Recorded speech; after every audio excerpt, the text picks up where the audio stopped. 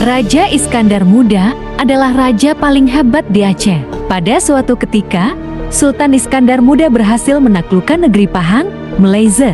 Dan akhirnya sekitar 10.000 penduduknya ikut Sultan ke Aceh untuk memperkuat pasukan Sultan. Sultan Iskandar Muda rupanya tertarik dengan seorang putri yang sangat cantik dari Pahang yang bernama Putri Kamalia. Putri Kamalia kemudian dinikahi Sultan Iskandar Muda dan diangkat menjadi permaisurinya.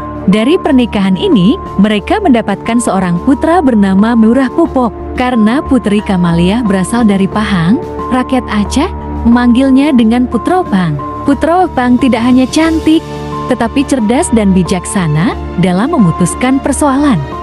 Pada suatu ketika kejadian tragis menimpa anaknya, yaitu melanggar aturan agama Islam, sehingga perbuatannya tidak dapat dimaafkan, sehingga menyebabkan ia tewas di ujung pedang ayahnya sendiri. Meskipun permaisuri Putra Opang dengan berurai air mata meminta Sultan tidak menghukumnya. Tidak lama, Putra Opang pun mangkat. Jenazah disolatkan di Masjid Raya Baitur Rahman, lalu dibawa ke pemakaman raja-raja di komplek Keraton Darut Donya. Hidup Sultan sedih tanpa putra mahkota dan permaisurinya. Raja yang adil, bijaksana dan disintai rakyatnya itu pun jatuh sakit, dan tak lama beliau juga mangkat. Tahta kerajaan kemudian dipegang oleh menantu sekaligus anak angkatnya, Sultan Iskandar Sani dari Pahang. Kini makam Sultan terletak di komplek Rumoh Aceh.